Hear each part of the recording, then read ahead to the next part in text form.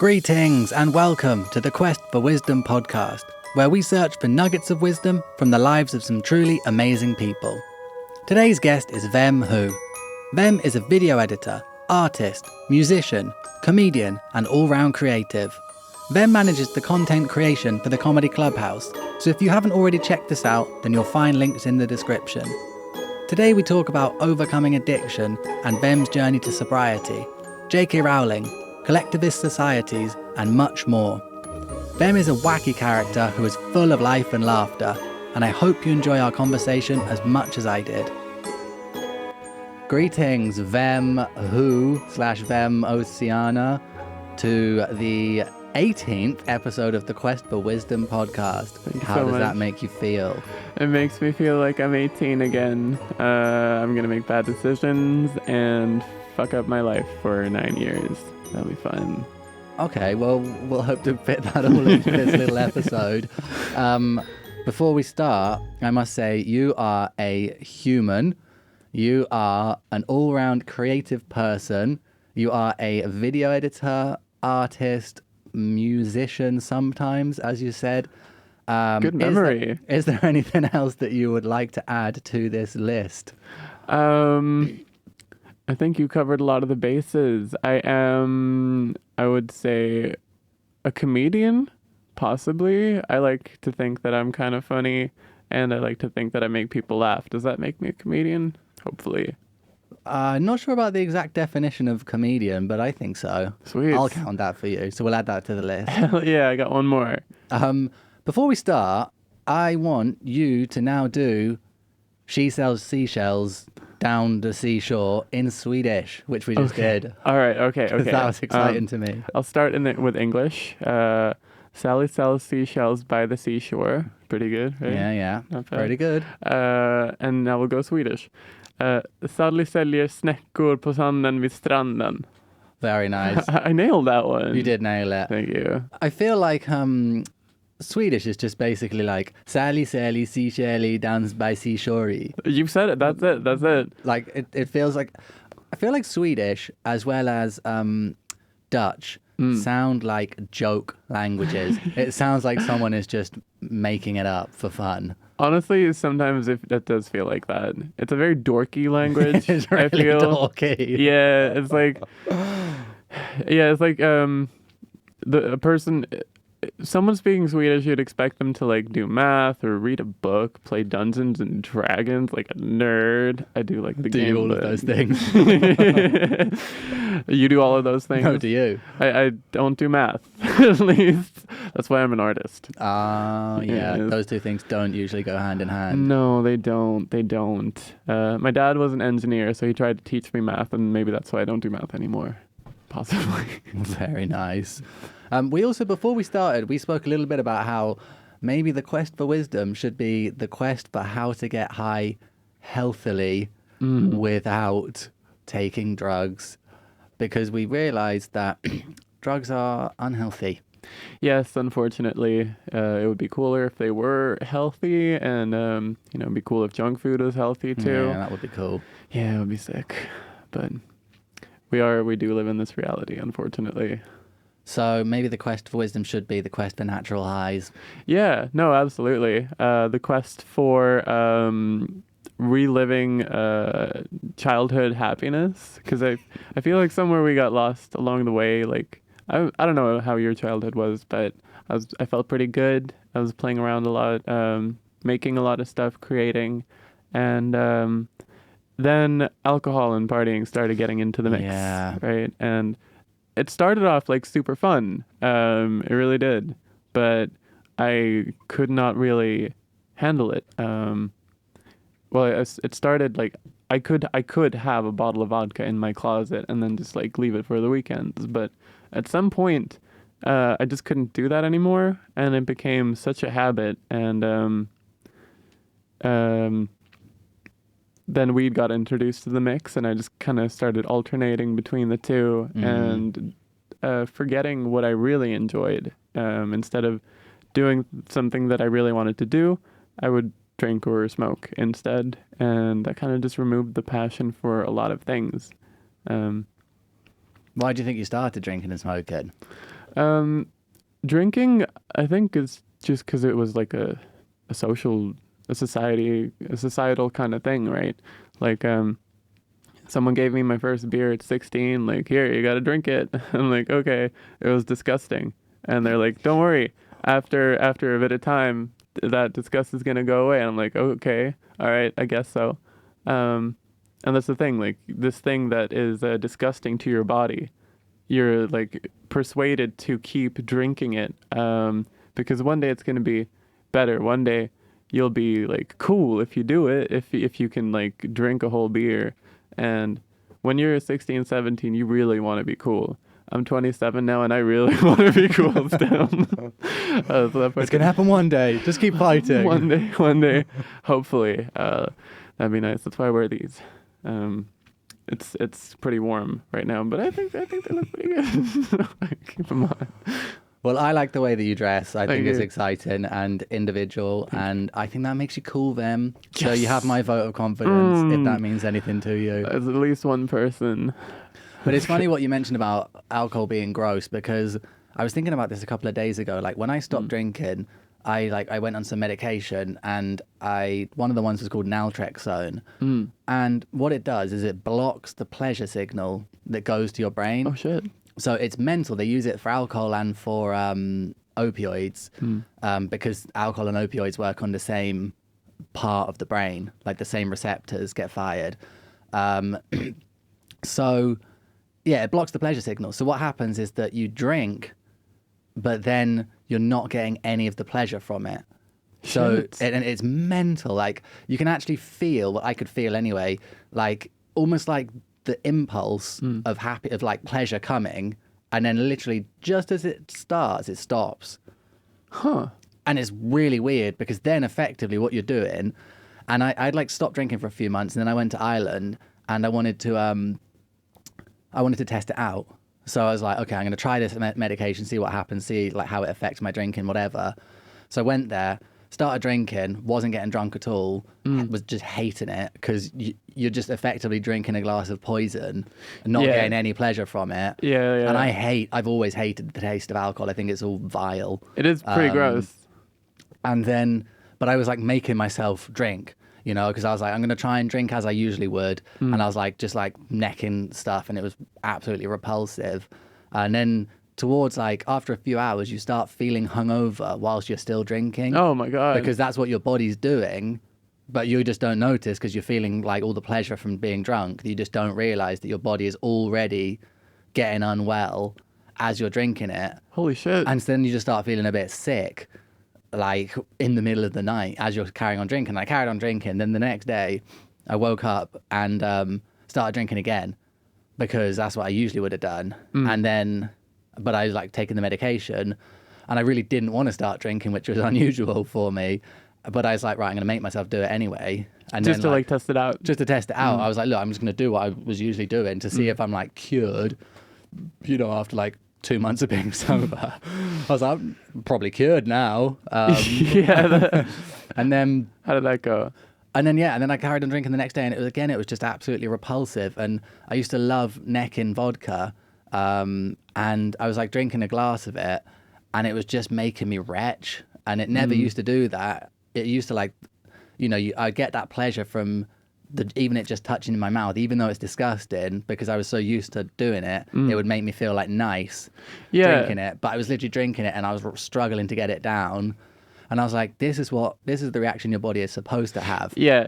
Because you're not supposed to be able to drink it and just like pour a glass of straight vodka down your mouth. No, I mean, like, give alcohol to someone who's never even heard of alcohol, right? They'd probably be like, no, I'm not going to put this in my body. What the fuck? I know. And then it just like totally rewired then. And I tried that again with that medication on like 2 other holidays then in the next like 6 months or whatever. And it just basically, I think it just rewired my brain. And now I don't really crave alcohol unless I'm like really bored, or if I go somewhere and it's really shit. then I'm like, and everyone else is drunk and just annoying. Then I'm just like, it's not even like I don't miss the alcohol really. I just miss the being drunk sometimes. Yeah, I feel and it. just being like, ugh. Whereas like the actual drinking part of it's disgusting. So you can drink nowadays, like No, I don't without. drink. Oh, you don't drink No, at all? no. Oh, No, okay, no. okay, okay. So like I tried those little few things and then I stopped like 5 years ago. 5 years ago. Holy shit, that's More a than, I while. think so. No, 6 years. Nice. Yeah, 6 years. 6 years now, basically. I'm only like almost a month in. How does it feel like being like 6 years into it? It feels amazing. Yeah. It feels like a superpower because it feels like you've just cut off a disability. It's Mm. like something that's just literally like weighting you down Dude, and just yeah. like destroying your whole life and destroying all your relationships and destroying basically everything you ever do or touch. Your mind, man. And your mind Yeah. is just like literally just wrecking every part of your life. And then it's like you'd stop that. And yeah, it takes ages to like get used to socializing. And it takes like, once you go totally clean of everything, it takes ages for like you to process all the emotions and process your past and process the present and all that type of stuff. That takes ages. How long did it take for you? 62 days. I don't know how long it took in total because after I stopped drinking, then I was on medication for like a few years, and then I started taking loads of drugs, and then I stopped the drugs, and then after the drugs, it took like 2 years to get like. Then I had just like severe depression for like 2 years, and then it took 2 years. Fucking sucks. That is too But bad. I think stopping alcohol is not as bad as stopping drugs because it doesn't like mess your brain up so badly. Yeah, that's true. That's true. But yeah, I do agree with what you said. I do feel free. Like I feel like I freed myself. I wanted to not do drugs and alcohol for such a long time, and it's always just been so hard. But then I stopped, and now it feels like it's the easiest thing, honestly. 'Cause I can do so much more. I'm not, as you said, disabled anymore. It feels really good. Yeah, it's crazy. And like then I see it's also kind of weird because you see how like odd everyone is. Like when you go to a social situation sober and everybody else has had a few drinks, then you realize how weird everyone is. Yeah, right? And how you're like, oh God, I wasn't the only weird one. Everyone's weird. Yeah, like I didn't have to have anxiety every night or wake up like, God, what did I do? Because everyone's doing weird. Everyone's weird and awkward. So Yeah, it's so fun. And they're probably thinking the same thing. Everyone's just going home like thinking, oh no, everyone's going to be thinking about what I did. But we're all thinking about ourselves. Amen. So what sparked your decision to stop? A few things. I turned 25 and I was like, I had kind of decided for a while that at 25 is when I wanted to stop and get serious with my life. Like I'll party for the first 5 years of my 20s and then get serious for the other half. But then that didn't happen. I like numbers. I like how they I don't know. There's this, like I stopped smoking right before 2020. Good number. And 2020 is a good number. Yeah, there's a good number. So I can say like, oh, we didn't smoke in the 20s. And then I turned 27 a month ago. And I thought, hey, that's a pretty good number to stop because Cute number. yeah, because like a lot of people. So many people die at 27. Well, a lot of artists die at 27. It seems like joining the 27 club, if you've heard that. And I like to kind of live my life in a way that would look good, like in an autobiography, if I ever wrote one, or a biography if someone else wants to write one for me. But then like stopping right before 27, I think that's pretty funny because then I can't join the 27 club through like an overdose or getting too drunk. So that was part of the decision. Another part of the decision was coming here and meeting all these ambitious people. In Sweden, the circles I was in, we would like complain about stuff. We'd drink and smoke and just be generally sad. And do tongue twisters. Do tongue twisters every day. That's what pissed us off so much. Oh God, I just can't get my words out ever. Yeah, take another shot, get worse at it, but feel like you're doing it better. True. Yeah.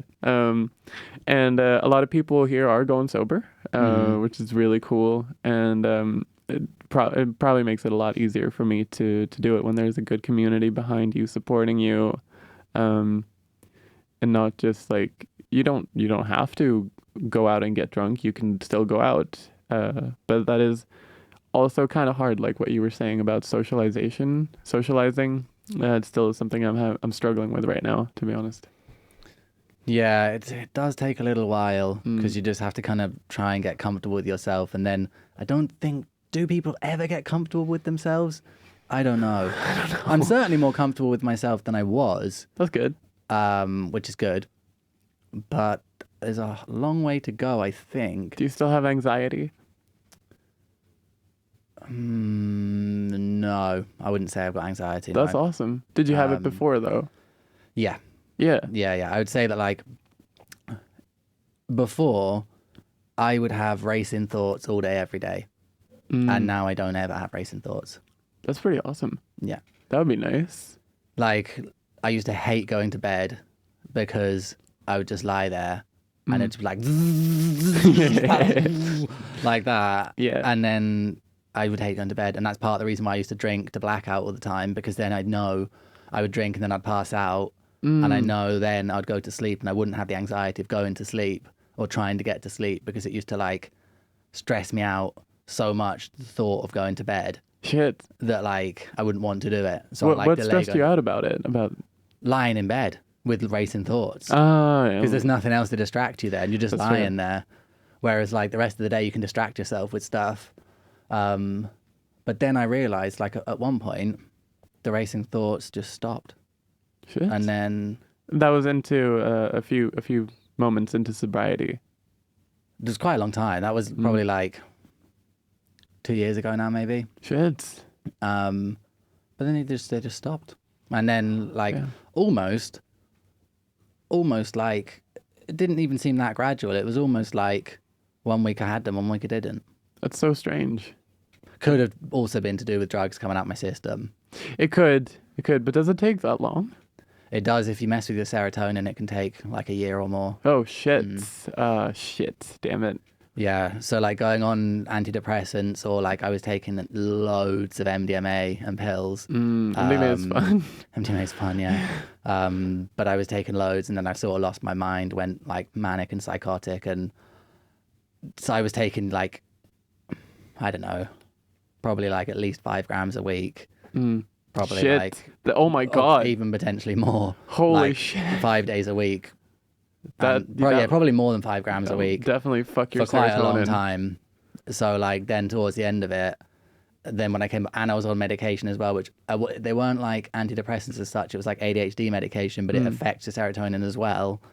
So then when I came off that, it's like a double whammy, and all pleasure, all happiness, all joy, everything was removed from my life for like a year and a half, something like that. Is very depressing. Very depressing. Yeah. It was like unable to feel any sort of positive emotion, but like I knew what was happening because I'm quite interested in like what drugs do to your body and how they affect your brain and everything. So I like always research about it, not even particularly for like safety concerns, but just because I'm interested to see, like, as if I'm the experiment, like doing it on myself and like experimenting how crazy I can go. And then, but I went too far. You definitely did. Holy shit. I did MDMA for a week. Like the first time I found out about MDMA, or I got MDMA, I did it for like a week. I only had like a gram tops. And after that week, holy shit, I didn't know who I was anymore. And all I could think about was like, there's no purpose to anything. I should just off myself. And that was just a gram during a week. And you were doing like 5 grams per week. Probably more. And then that's like plus pills as well. How did you have And any ketamine. serotonin left for it to like even work on? Like, what was it even doing in the end? In the end, it wasn't making me happy at all. It was making me like angry. And it was making me horrible. It was just making me a horrible person, basically, because like you're so wired, but like you're not feeling any positive emotion. Yeah. So you're like wired and you have all this kind of like energy, but it's like the reverse of happiness. It's like pushing you the other way instead, because you've got no serotonin. So it's like you go on the other way, or you end up going manic, which is like where you have just all your emotions are so extreme, and then you're just like doing loads of crazy things, and you're a different person totally. You know, you're like contacting random people from the past and saying weird things and like coming up with ideas and then blasting them forwards and like doing loads of stuff. And I was doing it all pretty publicly. So like, Publicly? like, yeah, like doing a lot of it on Instagram and not Instagram, Facebook at the time, I think. And We're doing just like like contacting loads of people and like doing like webinars and stuff like that while I was absolutely fucked. And like load of the stuff. And like at one point I ended up like for like 2 days, I was writing I ended up like sat in my bed and I'd been taking like loads of MD and loads of ketamine and some GHB as well, and then some Valiums. And I was like basically like in this like psychotic state where I was there for 2 days in my bed, hardly without moving, just like in and out of consciousness, just like writing this massive letter. And it ended up being like 16,000 words. Holy shit. That I wrote. And What did you write? I wrote, it was like a letter to my family, but I'd never been able to read it. I've been too scared to read it. That's a lot. It's a lot, yeah. Oh it's my basically God. like a fucking thesis that I wrote. Do you remember like the sentiments? Anger. Oh, fuck. Anger and hatred. That sucks. Yeah, that's why I've never opened it. Yeah, because probably it will best. not be anything nice whatsoever. It'll be horrible. Probably burn it, to be honest. Yeah. There was one that I did write in paper as well that I burnt. Yeah? Yeah, like I burnt it in my shower and then I burnt a little hole in the plastic on the bottom of the shower. I've been there. I've done that So too. I was like, oh, this is really symbolic. Like, let's burn this thing. And it goes on the floor, it just starts melting the thing. Yeah. Like, for God's sake. I was 16 and this girl had cheated on me. It was awful. It was terrible. But I'd written this letter to her that I never got to read to her. So I burned it in the bathtub, and I burned the symbolic hole. I always see that hole and I'm like, all right, it reminds me of how stupid I was. Let's not do these things again. Yeah. But yeah, the racing thoughts, that was a long tangent, but the racing thoughts, it was also one point I realized that when I found out that your thoughts aren't real, I think that was the turning point to stopping the racing thoughts. That's pretty good. Yeah. Because before, like, you have these racing thoughts and then you're concerned about the thoughts and then you're like, oh my God, what is that? Why am I thinking this? And then you're like, oh, does this mean that? And then blah, blah, blah. But then when you realize that they're not real, that's just your body and your brain playing out random scenarios for the sake of it. Yeah. And also, you get hooked on the adrenaline of things. So, like, when you have negative thoughts and, like, crazy thoughts or thoughts about people you don't like or something like that, it stimulates adrenaline, which you then get hooked on, which then stimulates your brain to think of more of those things. Is that why I think that everyone fucking hates me and I keep going into these circles of like, they hate me for these reasons, this specifically, and then I keep going further into that? Yeah, it's like they're thought loops. And there's a couple of theories around it, a couple of ways that people name it, but Eckhart Tolle, he calls it the pain body, where like when we're feeling pain or negative emotion about something, we get hooked on that because our body actually for some reason likes feeling that, and it makes us then in a little loop. We'll feel something negative and then we start self-deprecating, and that in some certain way makes our bodies feel like that's a good thing, and then we do it more and more, so your pain body grows, as he calls it.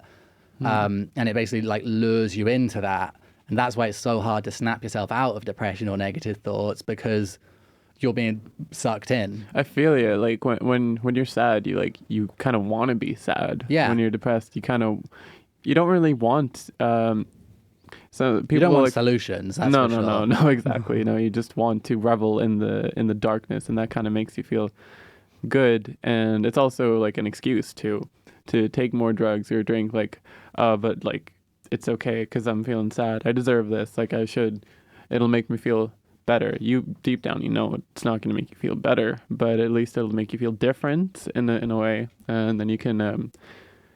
Kind of revel in the sadness even stronger, in a stronger way. It's like when you're sad, listening to sad music makes you happier. Yeah. Which is, I suppose, that there must be some sort of like psychological thing that goes on there. But there's another thing that, and I just heard the concept of it, so I don't really know the theory at all. But this guy was referring to it as pendulums. So he's saying that everything has a pendulum that like swings you backwards and forwards. And negative things in particular, they have big, strong pendulums, and they basically suck you into this pendulum like that. So he was using the example of like the news. When you watch the news, it's negative. Like the majority of it is negative, but people get so hooked on it For sure. because for some reason we love hearing negative things. Like tragedies and about serial killers and all that type of stuff. I think hate is like the strongest emotion or something. Yeah, and people love it. And he said that we're not strong enough to resist these pendulums with these like propaganda basically and these negative emotions. So you have to basically just avoid them. He's like, you can't watch the news and absorb the news and not get sucked into the negative fear-mongered way of thinking. You have to just avoid it because we can't control that. And it's the same with negative emotions. You have to basically learn to just accept them and know that they're there, but basically not put any like thought into it really. Yeah, just kind of acknowledge them, but not like, okay, let's dive into this. Yeah. let's see what they're all about. It's like seeing a jar of like spoiled, say, milk. There's a jar of spoiled milk. You can look at it, you know it's spoiled. You don't have to open it and smell it. I'm always so tempted to open it and smell it though. Yeah, right. And then taste it. When there's something really disgusting, I'm like, oh, I wonder what that tastes like. I used to work at the Disgusting Food Museum. Really? Yeah. Where's that? They have a few places across the world, but this one was in Malmö. It was it's cool. Bugs and sharks and guinea pigs, and we'd get to give little taste tests to people. And that was really fun seeing their reactions. But part of the interview process was you have to eat every single one of these, because if you can't eat them, then you can't be giving them out. And I'm like, fair, all right. And I had a good time with that. It was really fun. That's so cool. I'm going to go there. I've got a friend that lives in Malmö. Yeah, go for it. Go for it. Absolutely. What's the most disgusting thing? Well, I think I have a pretty broad palate. But are we talking disgusting in terms of the disgusting taste, or disgusting in terms of like gross appearance-y type thought? It's kind of like all of it. I think their general philosophy is they want to show that like foods of other cultures are very different, and the things that we see as disgusting aren't necessarily disgusting. Okay. Like the things we would give out to customers would be like bugs, like chewy bugs, crispy bugs. Piss-soaked shark was probably the most disgusting for me, honestly. Soaked in whose piss? It's actually soaked in its own piss, because like it swims, and then the way it pisses, it just kind of dissolves through the skin. So like it marinates itself in the piss, so you just kill it and eat it. Right. But that tasted disgusting. Yeah, it didn't taste that good, to be honest. I like to think that I can eat a lot of things, but that one was like, yeah, I think I'll avoid that. See, I think I could handle like bugs and crickets and grasshoppers and those type of things that you see in... What about a big beetle like this size? If it were crunchy, I think I could handle it. Okay. The things that would gross me out would be like worms and slugs. That would really, really gross me out. A slug? I have a severe fear of slugs. That's good to know. It's good to know. Don't set them loose and chasing me. I think you'll outrun them, to be honest. Well, my fear of slugs come from when I was like 10 or 11 or something. We used to go camping in France, and we went to some campsite, and you know those big family tents you get? They've got like a little kitchen area in the front, and then they've got a few different pods. Those are cool. They are really cool. Yeah. So like my family is a family of 5, so then there was like my sisters in one pod, my parents in one pod, and then me was like sleeping in the kitchen bit. And I woke up, it was like pissing with rain. I woke up next to the wall, like of the tent, and literally about 5 centimeters from my face were these 2 giant slugs on top of each other, humping. I imagine they were humping, but I couldn't see that much movement going along. Slowly, I'm assuming. Either one of them was giving the other one a piggyback, or they were humping. And I woke up just that in front of my face, and I already didn't like slugs anyway. Because probably the same in Sweden, but in England, like when you're a kid, if it's raining and you're outside with bare feet, there's probably slugs everywhere. And so like just treading on slugs or snails in the garden, it used to gross me out. Oh, it's so nasty. And so I woke up with that, and I remember just like screaming the tent down, my parents coming out, and then I was just absolutely traumatized. How did the eat slug scene in Harry Potter affect you? I can't remember that scene. It was Draco Malfoy. He goes he does a spell called Eat Slugs. He goes eat slugs and he slings it at Harry Potter, but Ron jumps in the way. I think. Oh, yeah, And then yeah. slugs start crawling out of his that's so mouth. gross. Yeah, it's nasty. Eat Slugs is not a very good. Wait, did you watch it in Swedish with English subtitles? No, I'm not that Swedish. I was raised in Singapore, so like Swedish yeah. experience would be summers. Oh, okay. But are you sure the spell was called Eat Slugs? It was called Eat Slugs. What? That's it. Like there's like Avada Kedavra and like Expelliarmus and then Eat Slugs. Yeah. I feel like J.K. Rowling's let herself down a little bit there. I think she's let herself down in a lot of ways, to be honest. Why?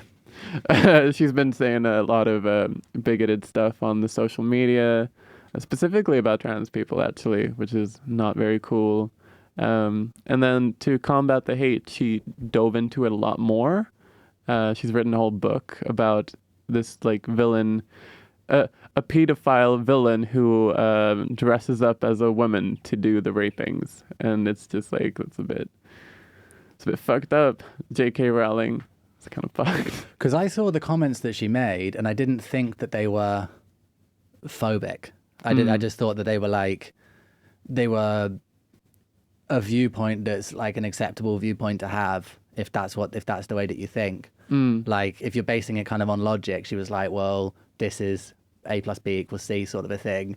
It's just very black and white. Humans It is very aren't black and white. It is very black and white, but that's what I mean, that if you're a relatively traditional older person, I think it's okay to have a black and white view. It's like humans aren't black and white and things are less black and white now, but it doesn't mean that the black and white view is wrong. If that's the way that you feel, it's like it's wrong to be unkind to people, it's wrong to discriminate against people, but to feel a certain way, to believe a certain thing is not wrong, in my opinion. But using the huge platform you have to kind of keep that narrative going, to keep that mindset in place does harm like a lot of people, which is kind of interesting because a lot of queer people did follow like J.K. Rowling and they saw themselves in her literature, and now they feel very distanced from it, unfortunately. I've never actually read the books. Have you not? I've read not half, like a quarter of the Phoenix book. But then I got bored. I think that's when I stopped reading books. I used to read a lot of books, and then like at 9, I stopped. Yeah, that's the same as me. I stopped basically when I started drinking, which was I started drinking when I was like 11 or 12. Damn. And after that, I just stopped reading. I stopped reading probably when I was like 13, but I used to read 2 or 3 hours a day, and then I stopped. And then I only started again like a few years ago, and I think that's probably my biggest regret out of everything, was stopping reading. Do you read nowadays?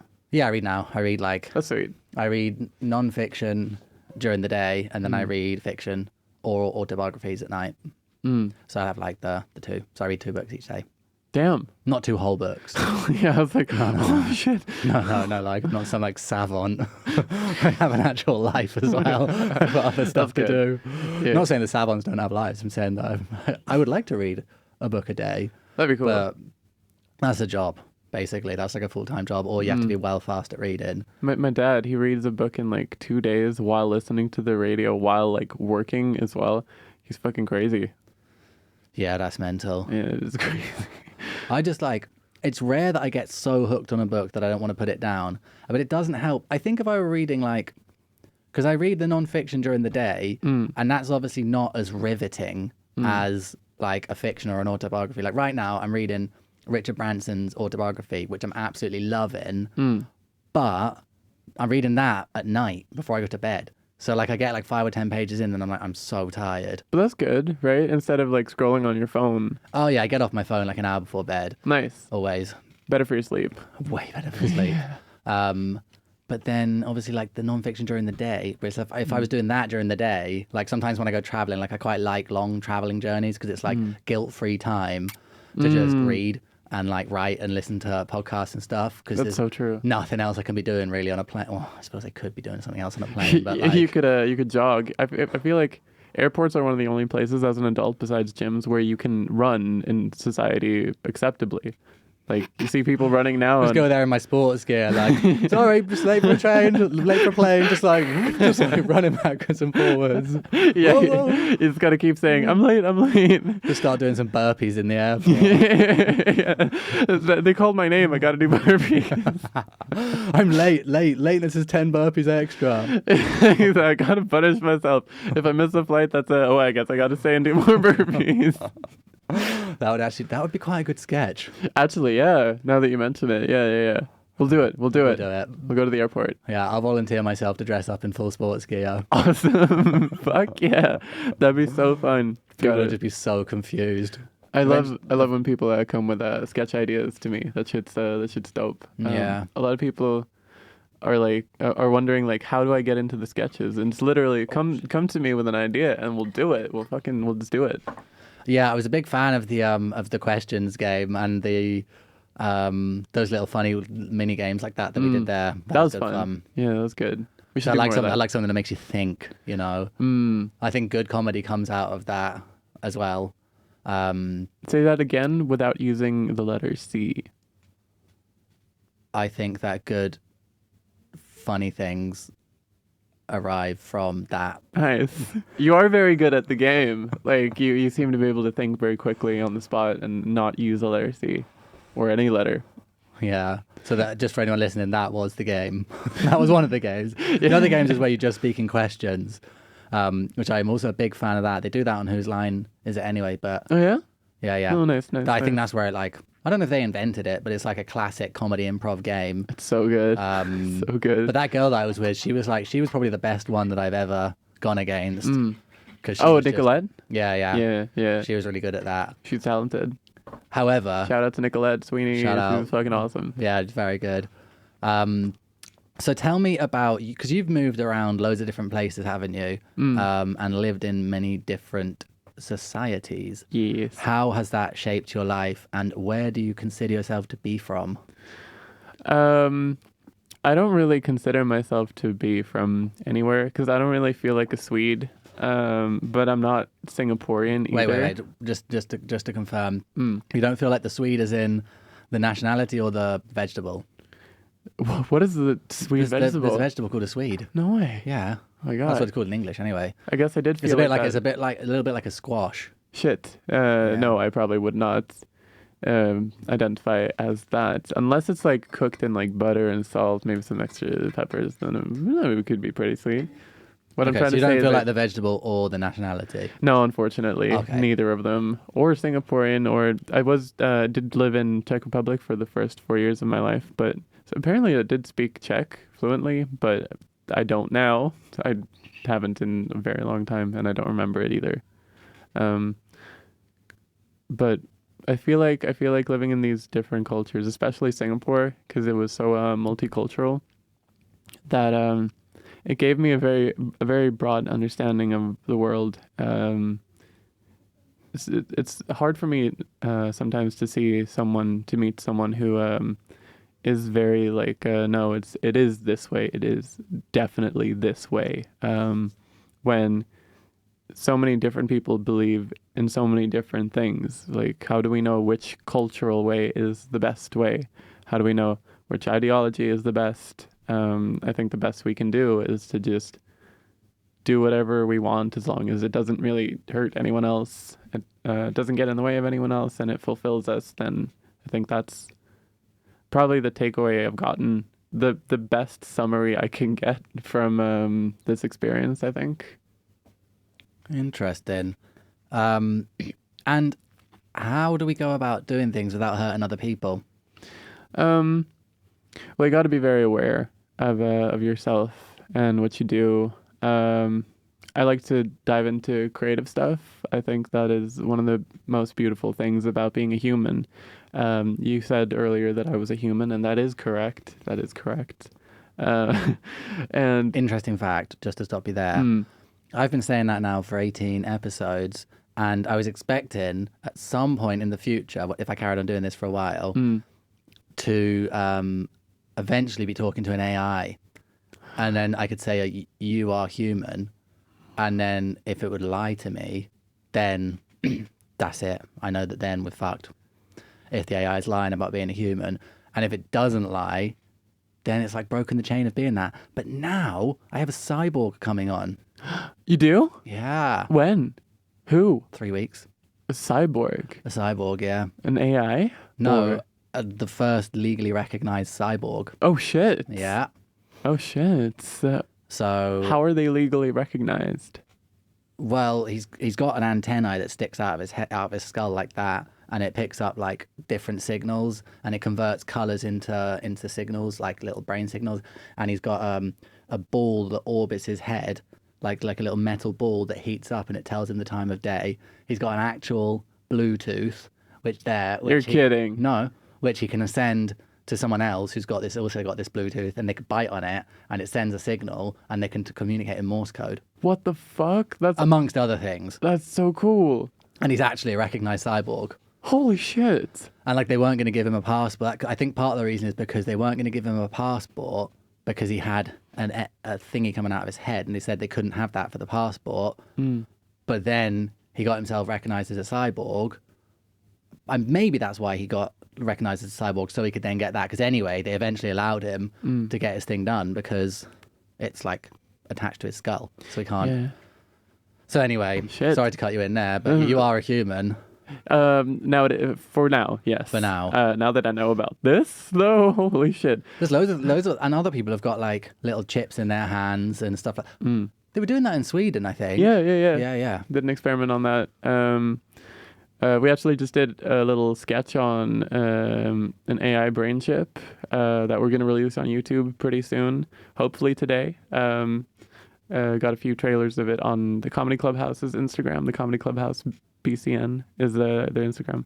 But Follow it. yes, Very do cool. it, please. It's so cool. It's so cool. Probably the coolest page I've ever seen. Fuck yeah, that's awesome. You can be the millionth follower in a few years, probably. We'll see. Yeah. It'd be nice if it went faster though.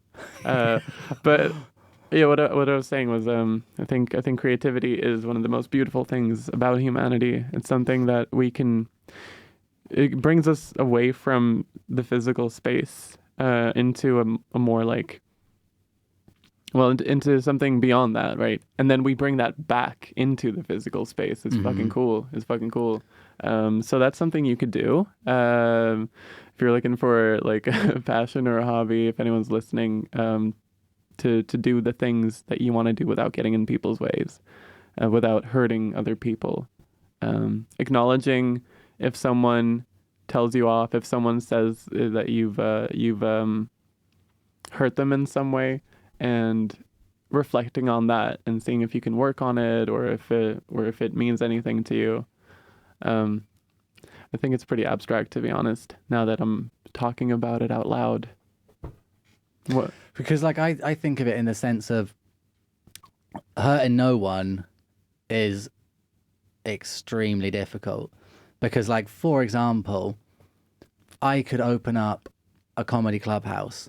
I could open up a comedy clubhouse, which on the face of things is a great thing. You know, I could try and run it as honestly as possible, and I could do really well. Are you talking about a comedy club, or actually like taking the name as well? No, sorry, yeah, a comedy club. I could open that up, and I could do really well at that and do it like ethically and everything. But I could do so well that it shuts down this whole place. That's true. That is true. You know, or like, for example, like Richard Branson, he has Virgin Airlines. Virgin Airlines is obviously really cool because you can travel in a nice way to nice places and get treated nicely and all that. But airplanes damage things. That's true. So it's like, I think that not damaging anyone or anything, you can also like unwillingly damage people with the words that you say because you just don't know. But That's those people can also be mentally damaged themselves to the point where they're suffering pain from things that you've said when in reality, they don't need to be taking pain because you're not trying to upset them. You know, they could take it the wrong way or anything like that. So I think that going around trying not to hurt anyone is futile. I am Swedish. This is what we do. True. But yeah, you're right. It's not that black and white, actually. It's really hard because I tried to think about this before, and it's like you basically can't do anything. Like when I went vegan, I was like, I didn't want to. I felt guilty about harming animals, and I was like, okay, I'll stop that. That's fine.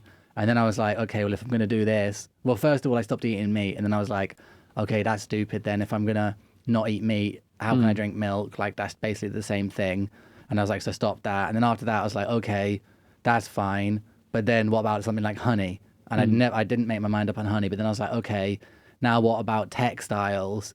Like they're all made in sweatshops. I can't buy any of those things. Now what about leather? I can't use that. Like what about this? Like what about beauty products? Not that I use those. What about like toothpaste? What about this, that? And I was like, then I just got so depressed because I was like, you literally, anything that's at a good cost has suffering attached to it. Yeah. You know, if you buy like local, organic, like really well-produced things, they're going to be really expensive. And that's it, you know. And if you can go about buying those things, you've got enough cash to do that, that's great. And you can feel really happy with yourselves. But like 99% of people don't have the cash to be like buying really great quality food and everything. It's true. And then you hear things like, oh, this organic green tea from China. And I'm like, I don't believe for a second that they have anything organic coming out of China. No way. And like then you watch something like Seaspiracy and it's like dolphin-friendly tuna. And then you realize that these people are just paying for labels to put on their stuff. Someone's just, they're just going somewhere and just authorizing because how the hell can you have dolphin-friendly tuna? You know, they're supposed to be fishing in certain areas where there's no dolphins, but how the hell did they know that? It's the sea. What is dolphin friendly? What is that? Dolphin friendly is supposed to be like going to areas where there's not dolphins to fish. Oh, okay. And also using specific types of nets, which I can't see how would work, seeing as a tuna is smaller than a dolphin. Yeah, right? So how would you get a net that can catch tuna but not dolphin? Dolphin-shaped holes. Yeah, true. Exactly. True. Dolphin-shaped holes. Yeah, I hadn't thought of that. Yeah, that's why I'm here. That's why I'm here. So then I was just like, right, basically everything you see is a lie. Everything has just got loads of suffering. If you buy anything cheap, then it's basically because other people have suffered or animals have died or you effectively just can't buy anything. And then I was like, right. Then I'd like went around doing that for ages. And then at the end of it, I was just like, this is ridiculous. Let me just try and do the best I can. I started eating meat again. I was like, right, I'll eat a little bit of meat and I'll have, you know, keep on eating loads of like the vegetables and the vegan-y type stuff I do. That was another thing with the vegan. Sorry, there's a big rant. There's another thing with the vegan thing. I was like, you know, there's all these vegan alternative meats and stuff. But I'm like, then you're just eating processed shit. And like processed stuff's even worse than everything else. What do you think of lab-grown meat? Lab-grown meat is what I'm holding out for. That shit's gonna be dope. That shit is gonna be so dope. I can't wait for it to like be at a lower price than butchered meat. That's gonna change the fucking world. I swear. I do honestly think that maybe not 10, but 20 years down the line, we won't be killing and eating animals. And finally, we'll be able to. Hopefully, our descendants will look back at us and be like, "What the fuck? They were killing all." That's what I that, think. Like, they're like factory producing animals. Yeah. Yeah. And I think that like, you know, if we were out and about hunting animals in a natural environment and then cooking them, eating them and using them all, I think there's nothing wrong with that. Yeah, but for sure. It is just like that's nice the factory producing them is just absurd. It's absurd. Like, it's just like, it makes us come out as monsters. It makes us like, what the fuck? It's weird. Yeah, like so you look weird. at, like, I was reading this book, Eating Animals, and there was this guy who was about, I think he was in his late 20s anyway, coming up to 30, and he had a kid, or his wife was pregnant or whatever. And he basically wanted to figure out, like, how do I feed my kid? Like, what diet is good for them? Do I give them a vegan diet? Do I give them a meat one? And I think at the time, I can't remember if he was vegetarian or not at the time, but he was trying to come at it unbiased, just be like, look, I want to give my child the best chance. So he was like going around America trying to find all these different, like where they're growing where they're farming all the meat and all that stuff, and trying to find if anything's actually ethical and free range. And I think it was 95, maybe 99% of all chicken it comes from factory farms. Oh, fuck. And they have like, most of them have, the chicken has a space that is the equivalent to an A4 piece of paper, and they're just like stacked in cages, just like shitting down on each other. Oh, God. And all this stuff, and like pumped full of hormones. And he said that chickens in the wild used to live like more than 10 years, and now they live like 2 because they've been like genetically modified to grow really fat really quickly. Yeah, that's so fucked up. And like, That's and, so and then the fucked up. laying ones have been modified to then lay really quickly and lay loads. So he said that they can't even walk, most of them, because they're so deformed. And then they like peck each other to death when they can. And I was just like, this is disgusting. And he said that was most of it. And then he's like, all these massive centers as well, that they don't have proper, they end up like polluting all the rivers nearby because they've got so much slurry, like the feces and stuff coming, that there was one of them in particular that was like basically poisoned the whole of this river. All the animals in the river died because it ended up being cheaper for them to poison the river and pay the fines than it would be for them to basically like dispose of all this waste. Oh, my God.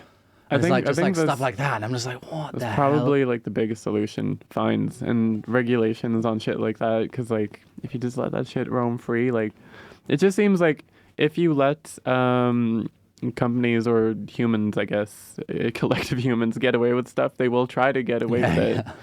It just seems like the only way. Yeah. So then that depressed me, and so now I'm just how like, did you get out of that? Like, because you can think like that about everything forever, right? So how did you get out of that thinking? I just realized like I tend to be a person of extremes. So I'll go from one extreme of like drinking loads, taking loads of drugs, doing everything, to doing nothing. Then I'll be like someone who eats loads of meat and doesn't like take any consideration into that, to someone who is like totally obsessed with the opposite of that. And I think that what I found in the past year or two is that I'm trying to find balance. Don't be on either side. Even if there's any sort of like controversy or political thing that comes up, explore both extremes, but they're probably wrong. Both extreme is probably wrong. Yeah. It's probably somewhere in the middle of the two of them. I like so to it's follow, good to understand both sides. And I tend to like live the experience of a person on one side, and then live the experience of a person on the other side. So you get to know. So I get to know, but I do it sort of naturally, I suppose. But it's like I kind of like become that person for a while, and then I change, and then I become the other person for a while. And then now I'm like, okay, now I've experienced both those sides. Let's try find somewhere in the middle. So somewhere in the middle is like trying to be conscious of what I'm doing, trying to be grateful, understanding that the meat that is produced now is pretty gross and horrible, but also just accepting that and knowing that really I can't do anything about that. You know, like Except talk about it. Except talk about it and hope that things are changing, which I think they are a bit. It seems like it. It seems like it, at least. You know, and like if you get the choice to try and buy decent meat or whatever, then buy it. But ultimately, at a supermarket, you're probably not going to get decent meat. No. And then, like, being vegan was very stressful and unpleasant. And you end up just like, unless you're going to dedicate your life to cooking yourself meals all day, or unless you don't like, if you don't eat very much food, then it's fine. But it's like, I do a lot of exercise, I'm large, and I eat a lot, and trying to fill yourself up with beans is like, it's unpleasant. I had stomach problems basically the whole time. That makes sense. That makes sense. I mean, our bodies are literally built to process meat and vegetables, like both of them. So it does, I feel like it does put strain on your body, and it is difficult. It puts loads of strain. And I was like, I was pretty strict for like 3 years. And I also stopped gluten. I stopped sugar. I stopped caffeine for like 2 years. How is stopping sugar? Stopping sugar makes the biggest difference out of everything, 100%. Like, sugar totally messes me up. And I think that sugar is, when I have little tiny bits of sugar nowadays, that is when I experience racing thoughts coming back. And I experience brain fog, which I rarely ever get. I don't want brain fog. Is that another thing I can stop and get even clearer? Because that would be nice. Yeah, I rarely ever have brain fog now. And now when I have bits of gluten or bits of sugar, I get brain fog. Shit. And that's the reason why I stopped them in the first place. Plus, when I have sugar, all I want to do then is eat all day. Whereas I can control that a bit more when I don't have sugar. No, you're right. You're right. I've been doing intermittent fasting for like a month now, and so I start the day with instead of like adding some sugar and milk, I just drink it black, which is kind of like it's not the tastiest to be honest, but it has. Now that you mention it, like I've kind of stopped now. But yesterday I added sugar again to coffee. Just to clarify, to coffee. And I was snacking the whole day. I got some soda, and it's like I've been going a month without it, feeling completely fine. But suddenly yesterday, I felt this compulsion to keep eating and keep snacking and keep. It was strange. Maybe that has something to do with it. Yeah, that's the thing. Like when you strip back all the different things, then you start really noticing how things affect you. Like I wasn't having anything. I was having basically nothing, because if you don't have gluten, you don't have sugar, then it basically means that you can't have anything processed. So I was having virtually nothing processed for like 2 years. Meant I was basically cooking or eating out for everything. And only really eat out in certain places or certain things. Most of the time I'd be out in Indian, like curry. So then when you do have something processed, or you do have sugar, or you do have gluten, or you do have any of these things, you notice instantly that something's different, because when you're not having foods that are like affecting your brain, you're just kind of like at a baseline all the time. And it's pretty mental. It's pretty mental, because then I'm like, now, if I were to eat like a pack of sweets or something like that, I'd feel sick. I'd feel absolutely disgusting. Like I'd have a headache. I'd feel sick. I'd feel anxious. I'd feel sweaty. I did feel very greasy yesterday, actually. I've been feeling good, and then yesterday I felt greasy. So now that's why I'm like back on drinking black coffee now. I'm like, that didn't feel good. I'm just gonna keep doing what made me feel good, even though like. Oh God, I love snacks. I love snacking as well. I used to eat so many sweets. Yeah. And I don't eat them at all. And like, now when I have them, I'm a bit grossed out, which is a good thing. I'm really happy about that. So that is a good mindset though. Like the things that we've been so obsessed with for so long, changing our perspective of them and seeing them as gross is probably very healthy, to be honest. When I stopped eating meat, I started thinking, when I first had that again, I felt it was pretty gross. But now I'm kind of used to it again. I still think it's a little bit gross, but I'm just kind of like, I'm just going with the flow now, and I'm just trying to be like nice. I'm just trying to be nice, and I'm just trying to like do what I can. But like not obsess over it, because ultimately when you start obsessing over these type of things, you just become depressed. And then when you're depressed, you're no use to anyone around you. It's true. Or yourself. True. So it's like, if you have to eat a bit of meat to not make yourself feel depressed and be able to like live your life in a positive way overall, just take the plunge. Just do it. And if you need to like have some coffee to get you through the day or whatever like that for a short time period, just do what you need to do to keep yourself in a good frame of mind, basically. Yeah, for sure. And then you can be positive, and then you can be a good force in the world. That's kind of like the conclusion I came to. Because I wrote this big article I wrote it in 2 parts, and now I need to write the third about like veganism. And like I started that at the beginning, and like then and then I waited and I wrote like the second part like a year later. And now I can probably write the final part with what I just said there. Just do what you can, basically. Honestly, just do what you can. No, I agree. I agree with that. I think, you can easily go into extremes. I am also a person that likes to do that. But the real solution is to just find a healthy balance of stuff. Like, you don't need to stop eating meat forever. Just like cut down on it, probably.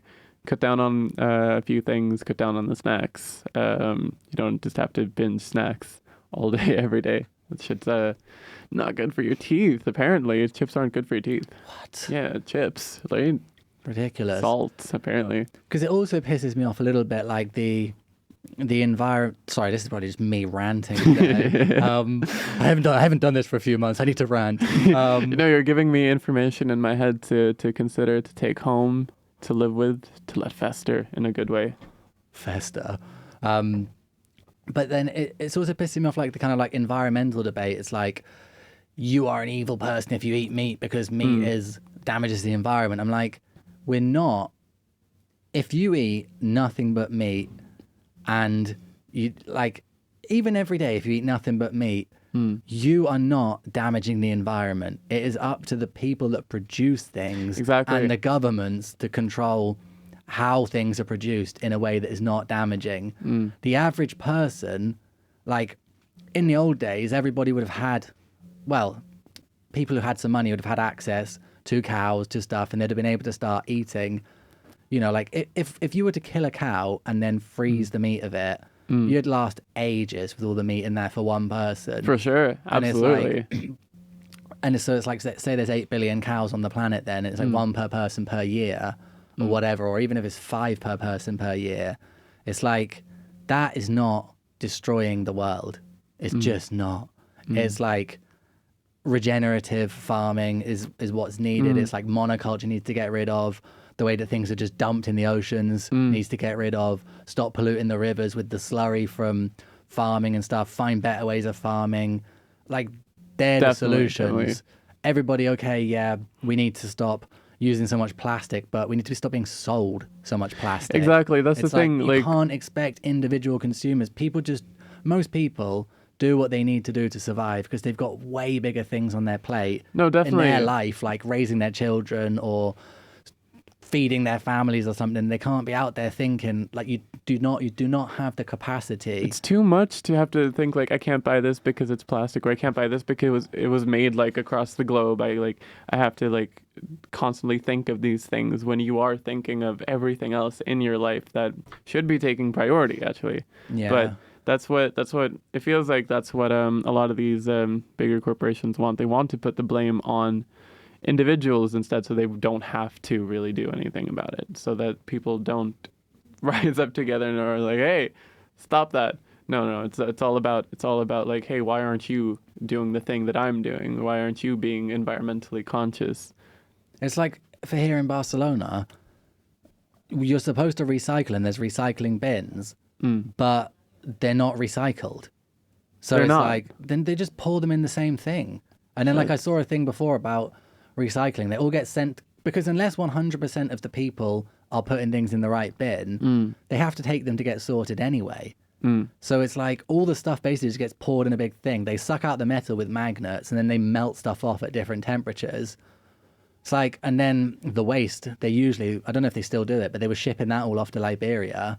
So it's like, it was just a big farce. And it's like, the only thing they really care about is the metal, because that can be easily recycled. Like, only some plastic can be recycled. So it's like, unless people are doing everything 100% accurately, how the hell are they going to sort between it? I think that most of the time it's just bullshit. And it's like, how are you supposed to do it? Well, Sweden does it pretty well. I don't really know the exact specifics of how they do it, but they're doing pretty well. I think they this was a while ago I read this, but it was either they have to kind of import more trash into the country to recycle it, because we make energy out of it as well. Oh yeah, it's really nice. It was really good. I used to live in Umeå, the top of Sweden. I studied there for a little bit, and you'd constantly see these trucks full of food waste going around, just being converted into energy, which is really fucking cool. They smelled really bad, but good for the environment, I guess. Yeah, and they're the little solutions that we need. It's like, it made me understand, you know, like I've seen them a few times. I haven't seen them for a while actually, but they used to stand out like round the corner there, and the vegans there that had the screens on with animals being killed and all that, and then they'd be like shouting at people. And I'm like, this is not a good advertising campaign. No, it's really not. It's really not. Because it's like, you're just shouting at people and telling them how awful they are, basically. It gets people talking, for It does sure. get people talking, but it also makes people think, I don't want to be part of that group. Yeah. Because if I do this, am I going to be one of those people then in that, like, people want to join a crew because they're like, oh, that's a cool crew. Yeah. But then it kind of made me understand that, like, these people are just, like, suffering because they've read into how shit things are, and then they're, like, so upset about it all that they're, like, angry and taking it out on the world, and they're protesting out on the Taking streets. it out on the wrong people. Taking it out on the wrong people, potentially, yeah, but it's like they're so upset about things. They're feeling compassion, and that's then turning the wrong way. Yeah. And then I'm like, God, like, then I'm like, right, let's just, after a while of like digging into all this, like how bad everything is, then I just started looking at how good things were. And that's much nicer. Like all the cool stuff that's coming up. Yeah. And like all of the amazing new innovations that are coming. And I read this book, Green Giants, which helped me have faith again in some corporations. So the concept of Green Giants, it follows like 8 different companies, which are Whole Foods, Natura, Nike, GE, and a few others. And basically it follows their, what they call Chipotle, the people that do like beef. Anyway, it follows them. They're called Green Giants because they earn over $1 billion in revenue from sustainable practices. Nike does Because they created this new type of shoe, which is like, it's woven. It's called Flyknit technology. So instead of having like, a shoe, I'll put my shoe up here. Sponsor me, Adidas. You can put your shoe. I think this is a sponsor me off-brand shoe company. So yeah, it's like instead of having a shoe like that with like loads of different pieces of fabric that they stick together, they have they just basically create this technology where they weave like basically just like almost like wool. They weave the whole shoe. So it uses way less waste. It makes the shoe like ridiculously light. Like I got one of them from from secondhand market for like a tenner, and it's like you barely feel like you're even wearing shoes. Awesome. Because they're so light, but they're sports shoes. Are they the ones that are like stretchy and just kind of slide your foot into it? They are sort of stretchy, but they kind of look like they've been knitted a little bit. That's cool. That's cool. So that's their new technology anyway. And so then the whole point of it was that they have redesigned the way that you do something and created a new technology. I like that a lot. Which actually has a huge benefit because you're reducing loads of stuff, reducing loads of waste. You're making it lighter. You're making it at a decent price. And they've then been able to sell that technology then to other companies who are doing the same thing now. Well, that's fucking great. So that's the whole point. It's like redesigning the way that you do something, not just being like greenwashing where we're like, oh, I'm planting some trees with my company now to offset all the bad things I do. Yeah, right. Which is like greenwashing. I'm still beating people up, but like at least I'm like giving some money to the homeless people. So yeah. So that then there was like loads of other examples of where they've done like totally new revolutionary things. So that then made me have a little bit more faith. And I was like, okay, companies, these giant companies, they are doing some bad stuff because it's very difficult to like in a modern world to run $1 billion company and not damage anyone. Basically, it's very difficult. Yeah, no, for sure. And you have to like often when you're sourcing materials and stuff, you have to do deals with countries where conditions are terrible. But then I think it was Nike as well. They got done for buying stuff from sweatshops, basically, which is what everyone was doing. Like there were people protesting against them. And then they were buying stuff from this place in Bangladesh, and then there was like the place was so badly built that it collapsed and killed loads of people within it. So they got in loads of shit for that. And then they basically set up this like commission where any factory that works with them has to adhere to all these principles and like safety standards and all that, so that they basically lead the way in saying, look, if you want to work with us, which you obviously do, because we're Nike, you have to do all these things. So they actually then like raise the standard of stuff. So it's like they obviously have there's the the leverage. positive and the negative, and then there's all these other companies doing those things. I'm like, but obviously it's only ever the negative that gets reported. So everyone just hates on all the big companies. I'm like, there is positive and negative in everything, and they're trying to at least do good things. And the whole point of the book was that nowadays you can actually make more money than you would have done by doing sustainable things because people like that and they want that. That is great. Which news. is a great thing. Yeah. And I think that this could usher in like the new wave of like social capitalism where it's like profit is not the only marker of success. Like your balance sheet is not the only marker of success. Your marker of success and reward in some sense comes from the social good that you do with your company. And it's like finding that balance there between socialism and capitalism, somewhere in the middle. Come to Sweden someday. Yeah, social Check capitalism. it out. Yeah. It is pretty capitalistic, but I think Sweden's Sweden, I think, is more capitalistic than the United Kingdom. Yeah. I think it scores higher. I've read that. Well, I've just like read comments on Reddit that said like Sweden kind of fetishizes America in a way, and I've definitely convinced a few people in Sweden that I'm American myself, just because I have the accent. Yeah. It's fun. Yeah. I stopped doing it a few years ago because someone was like, "You're just lying to people," and I'm like, "Huh, yeah, I guess I am just lying to people." No, that's not a lie. But yeah, they do some of that capitalism for sure. But I do like a few structures they have, like the free healthcare that we also have here in Spain. Could do it better, honestly. I think it's epic here, but then I've not experienced Sweden's. They could do it better there. Better in Sweden, you mean? Yeah, Right. for sure. It can always be improved.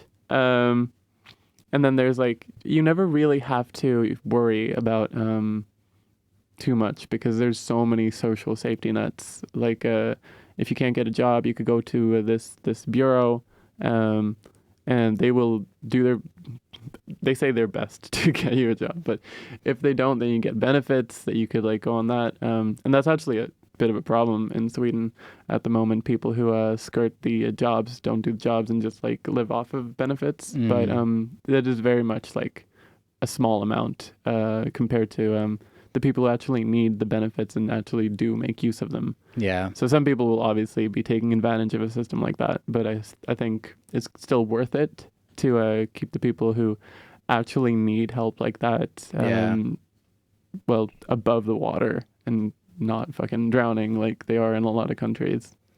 Yeah, that'd be really cool. And I think when my friend moved to how do you say it? Malmö. When he moved to Malmö, he received a welcome pack. Yeah? With like from the council or the government or whatever it is. Like a welcome pack to the city with like, I think it had some like coupons. I got one of those too. Yeah. And I was like, what? It's like every city you move to in Sweden, because I jumped around Sweden, like you get one like every city you go to. Yeah, like little free discount codes and stuff. I was like, that is so cool. It's really nice. It made you feel so welcome. Well, I'll make you feel a little bit more welcome right now, because I have a little something for you from Malmö, from the streets of Malmö. I found this on the road, and it's so funny because Connor gave me this. It's a little mosquito sticker. There it is, right there. And this it's from my Angry Mosquito poem. If you haven't heard it, go check out Angry Mosquito. Falafel guy for you. Oh, it's a sticker. It's a sticker. Oh, yes. Yeah. Cool.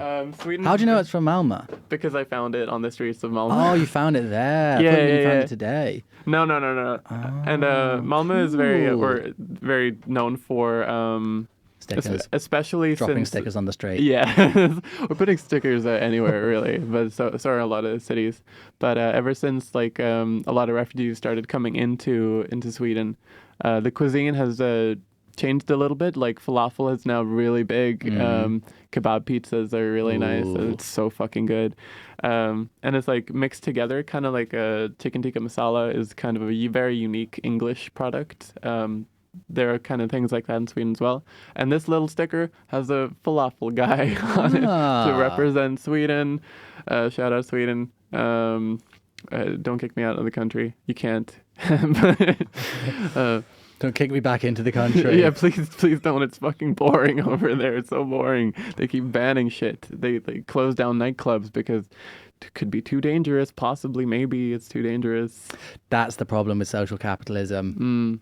That is the problem. That then you have people on the top that are like, that's the problem with concerning yourself loads by harming people. It's true. That it's you're true. like that's what you get, and then you end up with just extreme situations because people are like, oh well, this might harm someone. this could cause someone to fall over on the floor. This could cause this. Hypothetically. Hypothetically, someone could hurt, or we have to stop this because someone could find that offensive. And then you're like, well, actually, what can we do? Nothing. Nothing at all.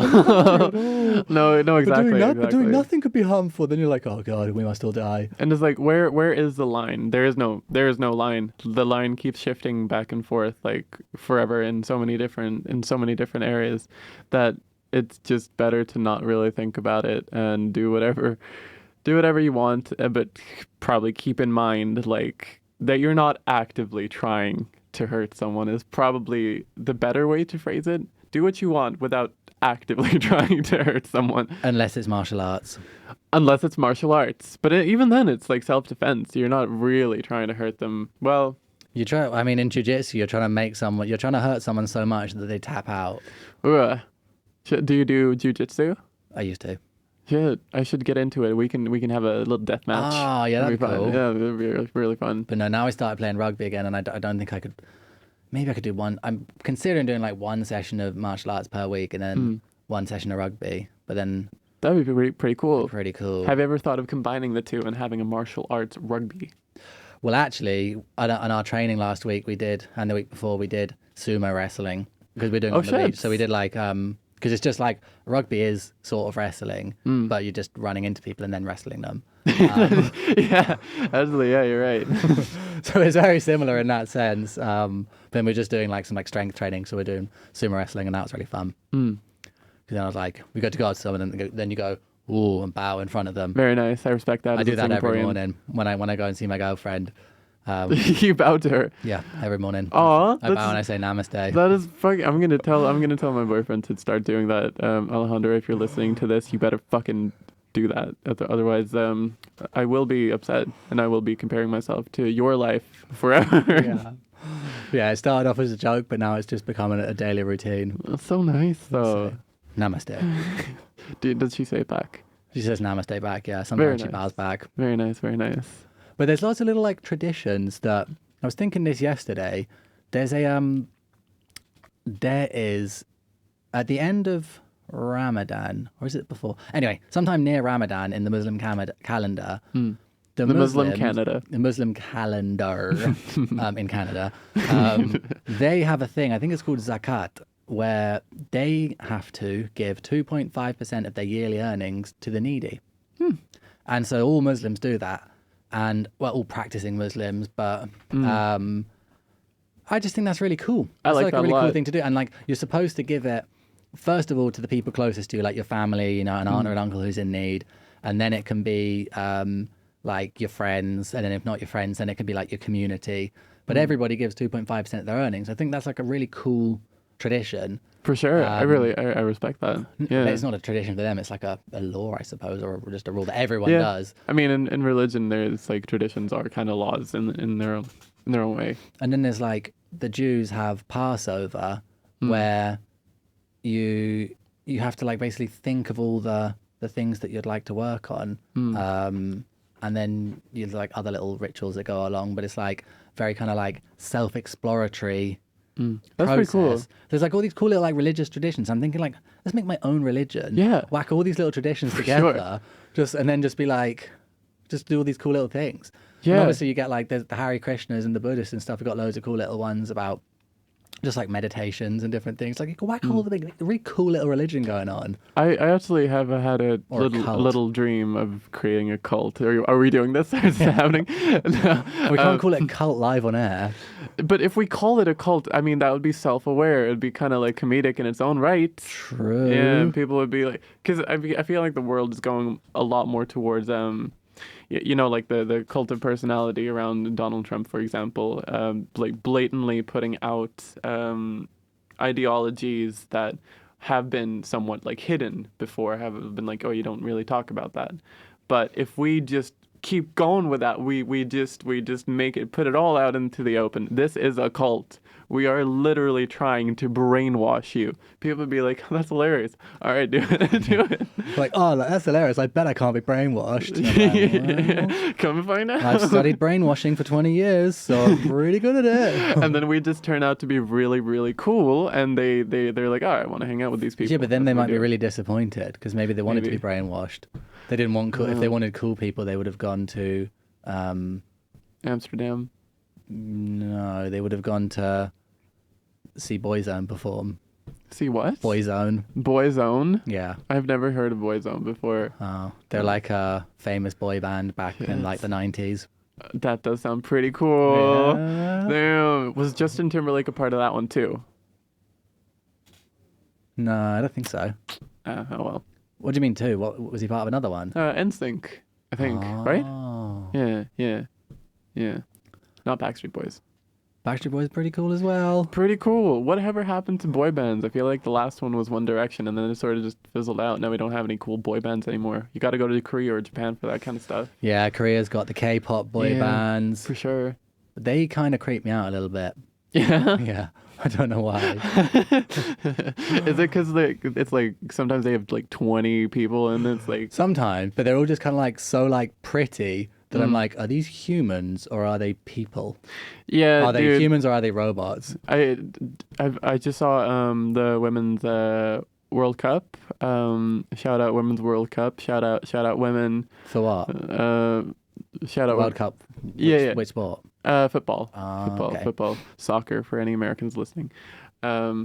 But the Japanese team, they looked so androgynous. And That's kind of the thing though with the age, like with the Koreans as well. I'm like, are these robots? now you understand. You finally understand why Gary Oak in Pokemon asked, "Are you a boy or a girl?" Because in their culture, you don't know. You just don't know. Yeah, I was listening to a thing recently, like, I've been studying like a little bit about the rise of totalitarianism and freaking myself out a bit. Yeah, of course. And I was listening to like some comparisons made with what's happening now and with like the rise of Mao, for example. That's the chairman Mao. I do have his little red book. My dad gave it to me Do for you? Christmas. Yeah. Nice. I'll lend it to you. I think I have it here actually. Wasn't it Marx's red book though? Possibly. Maybe then Mao It's copied definitely red and has a picture of Mao on it, and it's in Chinese, so it's little as well. But I don't know. Maybe it is. We'll have to look that up. Yeah, well, maybe he's got a red book as well. Fact check us. But yeah, and there was like apparently one of the things he tried to do was to androgynize everybody. So like strip sexuality out, strip Really? kind of like strip people from wearing like nice like feminine clothes, for example, and then push everybody into this kind of like androgynous center. That's an interesting concept. It's an interesting concept to like for control, I suppose, and because to a collectivist society, one of the most dangerous things is family, and family can obviously include like romantic partners. Sorry, what's a collectivist society? Collectivist society would be communist, socialist. So individualistic societies are generally capitalistic because the individual has a lot of power and a lot of freedom and you're ultimately fighting for yourself. You don't have a real strong community sense and community identity. Okay. It's every man for himself, basically, is individual or woman. We don't Every discriminate person here. for themselves. Nice. No, not just persons. Every sentient being for themselves. Nice, pushing that line further and further. Yeah, because We're now there's progressive. cyborgs about. That's true. Yeah, you're so right. You're so right. Every sentient person, every sentient Being. being for themselves. Yes. Whereas a collectivist society, they very much have at the top of it, generally there's a figurehead, one dictator, and everything is about the national identity, everything is about the community, everything is about working together to develop the society and the culture and the power of the nation. So examples of that would be basically all the communist countries, because communism is collectivist. You know, you're all supposed to be working together. And on paper, that sounds great. Sounds pretty good. Sounds really good. Like, let's all yeah. work together. But the point of it is that you have generally an unelected leader, a dictator, who has ultimate power over everybody. And all those people are putting all their effort into effectively making the leader more powerful, as opposed to making themselves more powerful. And all the countries, all of like, generally, I don't know if I can say all, but most of the countries where real bad things have happened are the collectivist ones. Yeah. So, you know, you have like Hitler, Mao, Stalin, Castro. All of those leaders are leaders of collectivist societies, the ones who have been like the genocidal people, or the people that have just gone insane with power, basically. Yeah, because I feel like Russia, that's a fucking thing. Like, if you have just, we're all human. We're not angels or saints or anything. And if you give too much money or power to one person, it will, like, I think there's studies on this as well. Like, it actually goes to your head. It changes your brain chemistry. Yeah. And it just never really works out in the way that you would want. Even if you start with like good ambitions, your mind will get fucked up. Yeah, and so one of the threats when you're trying to run a society like that, you need everybody to basically not think and just do, and everybody to be like focusing on their neighbors and their community, and everything is for the power of the nation. So like in China, for example, you see that they've got social credit systems. So the more good things you do, the higher your social credit system, which gives you like privileges in certain senses, and the lower your social score, you might actually be restricted from going places or doing things. So weird. And you're actually encouraged to spy. Like, I think you actually get, I don't know if you get rewarded, but you're encouraged to basically like spy on your neighbors and report them for doing wrong things. Fucking a police state. Yeah, it's a police state. And like, you know, it's like very similar to 1984. And so then that one I actually did read. I did not read the Spark Notes for that one. Yeah, and that's very good. And it's like not that far away from the truth. That's the scary. That's the now. scary part. Maybe that's why I hit so hard, because you can literally like see it so much. Yeah, it can see it easily happening, and so then it's very scary because, well, for the leaders of these countries who are trying to run them like this, family, and it talks about this in 1984 as well, that they want to basically stop people from having sex and they want to artificially inseminate everyone, which I genuinely think will happen maybe towards the end of our lifetime, that people will stop. That babies will be born artificially. People will be like, fuck that, I'm not carrying babies. I mean, maybe it'll even be ethically like irresponsible to have a natural born baby with like gene editing and stuff. Like you can alter so much of the stuff, make sure that they don't have any like born with diseases. So if you're having babies like the natural way, then you're just like adding a bunch of possible things into the gene pool. So that would be interesting to see, and I kind of wish I was gene edited. That'd be cool. It would be cool, but then have you read A Brave New World? No, that's the one I did read the Spark Notes on, and I forgot all of them. Oh wait, did I ask you that earlier? Yeah, but not on the podcast. So now they can know. Now they can actually know. Yeah, so like in A Brave New World, what they do in that is that they have everything, like all babies are artificially grown, and they grow basically. They have like alpha, beta, delta, and gamma, and maybe epsilon as well. I can't remember. They have 4 or 5 different tiers of them anyway, and so then the alphas will be really smart, like physically strong, and then the betas will be like slightly less smart, and then the deltas will be less smart. So the idea is that they're growing a certain number of alphas to do like the high level jobs, you know, the really complicated ones. Then like the betas to do the majority of just like normal things that go on. Then like the deltas or the epsilons to do like the really menial tasks. But because everybody is genetically engineered like that, they all love doing their job. Because well, that's good. That is good because like they have the exact amount of intelligence required for doing those type of things. And like in A Brave New World, they're encouraged to, oh yeah, we're talking about Soma. They're encouraged to like have as much sex as possible, but never be in a relationship. So like, Okay. to like have like sex with, just like the idea of the society is to maximize pleasure. So they do everything they can to just have like loads of leisure time, loads of pleasure. They can drink loads of stuff. And then they have these tablets called Soma, which when they take them, it removes negative emotion. So whenever they feel a negative emotion, their motto is a gram is better than a damn, which I think is a cool motto. It's pretty sweet. Makes me want to do it. Right? So Where do then we get some of this stuff? Yes, then they can basically just like remove those negative emotions. And if they're feeling really shit, then they can take like a little bit more and they go into this like Soma dream for a while. Then they wake up and then they're like, fine. But then everybody is still a total slave because there's nothing real, really. There's nothing real. And then it comes to the end of it. There's like one guy who like, spoiler alert, one guy who kind of like finds out, he kind of like breaks away from it and is just like questioning everything. He's pretty smart. Gets to like talking to the leader of it all. Was he an like, alpha or? I'm not sure. I'm not sure if it says that or not, but he probably must be an alpha. And then he somehow like kind of like figures out that it's all weird and stuff. And then he's talking to the leader and he said like, yeah, it's messed up and this is the way it is, but what better solution is there? Like everybody's thinks they're happy. So If you think you're happy, then aren't you happy?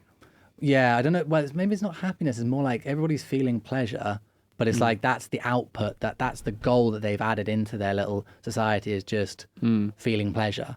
And I think that that's sort of what we have been going for recently. You know, people have just devoted all their time and energy into feeling nice things, which come from drugs, which come from alcohol, which come from quick sex, bolts of quick pleasure. fixes, quick bolts of pleasure. But then most people then realize that makes you just depressed.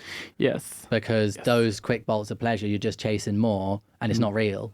Yeah, like I can spend so long on my phone just scrolling when there's stuff I would rather do, more involved things that would eventually like give me a lot more pleasure.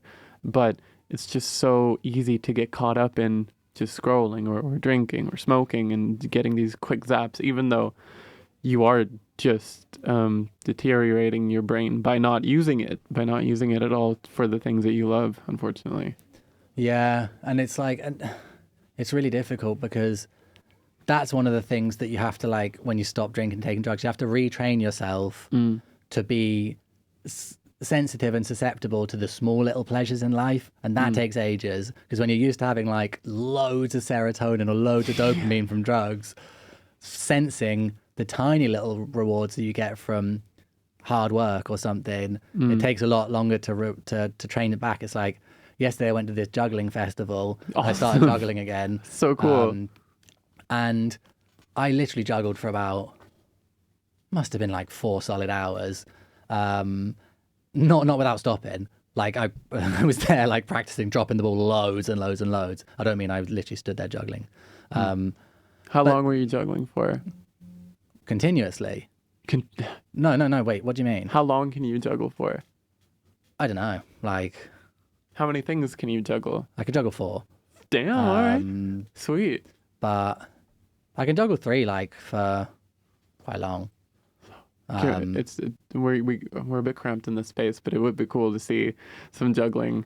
That'd be awesome. We don't have a lot of stuff to juggle though. I've got my juggling balls. You do? Yeah. Can you show me? Yeah, one sec. And then I was there, and then I learned a new trick, 2 new tricks. But it took me like ages to get my head around this new trick. And then when I learned it, I felt so awesome. And then when I landed these other new tricks, I was like, this is so awesome. And the day before that, I'd like lifted, I have like all these goals I set for like fitness and creativity and stuff. And I hit I thought I'd hit one of my goals, but then I realized I'd actually set a way harder goal than that because I set them at the beginning of the year. But anyway, I lifted the heaviest weight I've ever lifted at the gym. And that made me just feel like a don. It's like one of the best feelings ever because I'm like, I've literally worked really hard for this, and then now you're there. And now I'm there, and I've lifted like the heaviest thing I've ever lifted, like that. Damn. And I'm like, that's so cool. That is pleasure that I want to feel. That's real pleasure. Yeah. And the best, I always say this to people, like the best feeling that I ever felt ever in my life was when I climbed Sugarloaf Mountain in Brazil because the whole time I was going up, I thought I was going to die. And it was like 4 hours. It was physically really hard, mentally really hard. And I was genuinely fearful for my life the whole time. And I got to the top and I was like, wow, this is ecstasy. I was like, this is the best feeling I've ever felt. Without taking MDMA? Without taking MDMA. Damn. And I was like, wow, this is why people get hooked on climbing giant mountains. Like Sugarloaf Mountain's not that big, like compared to like actual mountains. But I was like, this is awesome. And then I was like, right, the quest for wisdom becomes the quest for natural highs. Yeah, actually, yeah. I mean, yeah, I think that's what life should be, actually, the quest for natural highs. But I'll juggle quickly here for you. Yes, please do it. Please do it. Carry on talking though, because otherwise it's going to be boring for people. Tell me a story. That's true. I'll tell you a story. I was at a club once. I had just been broken up with, so I was feeling pretty bad. I was feeling pretty awful. And I sat myself down at a table, and I sat myself next to these girls, and I wasn't really talking to them. I was just kind of in my own head.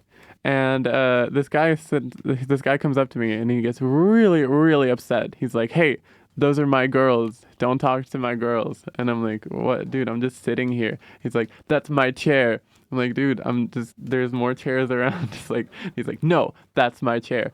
So I stand up, I pick up the chair that I was sitting on, I give it to him. I take another chair, I put it back in the location that I was sitting in originally, and he gets super pissed off, and he's like, "Hey, you want to fight?" I really didn't feel like fighting or anything. But I was also kind of in a weird frame of mind, so I stood up. I gave him a little kiss on the nose, and that just confused him, really. And then I left, and at the end of the night, I saw him walking out, and the two girls just kind of avoiding him because obviously he's a fucking creep. And that's my story while you were juggling, and very impressive, by the way. That's a nice story. So you pacified the man with a confusing kiss on the nose. I did, yes. So if someone mugs me, should I do that? See what happens. I mean, it's pretty risky, I think, It's pretty risky. to be honest, but seemed to work out that one time at least. Well, 1 for 1, that's good statistics as far as I'm concerned. For sure. I've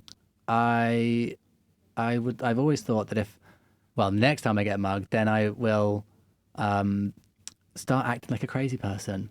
Probably they can right. actually say, give you your phone, just be like, you start like screaming and fitting on the floor, then they'll probably like, what? And they won't want to touch you. You're probably right. And they'll probably walk off. I've actually been mugged twice in Barcelona, and I've won both times. Whoa. Yeah. Kissing them on the nose. No. Not this time. They're less boring, but holy shit, they made me feel like, you keep thinking like, oh, if somebody does this to me, then I'm going to do this. But then you're in the situation and you're like, huh, it's literally what happened. Because the guy biked past, he took my phone, and I was like, but that's mine. It's like, I keep holding it. And I reach out and I grab his bike. I got long limbs. I grab his bike. I stand up and I lock eyes with him. I'm like, holy shit, what am I doing? What the fuck am I doing? Because I wasn't thinking about it. I'm just like, that's my phone. I need my phone. And he apologizes and gives it back. Oh. And I was like, oh, sweet. All right. You're not a very good thief. Yeah. But like the biggest, I think the biggest crime problem in Barcelona is petty theft, which is a pretty good problem to be the biggest problem. And so I guess they're all pussies, really. They all seem like just kids who need a nice talking to be honest. But the second Are you the time, person to do that for them? Hopefully, I'd like to be that Just person. stop them and say, would you like to sit on my knee and I'll give you a chat? Yeah, I need to learn Spanish first before I can talk to them. But the second time, I was coming home, just got off the plane from Sweden, and I was dancing, listening to some music, and I feel a tumble, a rustle in my pocket. Luckily, I'm wearing a jacket that's like, I guess it's kind of hard to just bring your hand out. So I turn around and I see him there, and he's like, huh? And I push him off, and he just runs away. I mean, I'm like, these guys are... Runs away before you got a chance to ask him for his number. Yeah, really. Like, I thought that was pretty ballsy of him. Like, I like bad boys, you know? So it's too bad. Come back. Like, run after him. That'd be so funny. You're so cute. Yeah, come back. But unfortunately, I don't know if I've ever seen him again. It was pretty dark, and I was pumped full of adrenaline.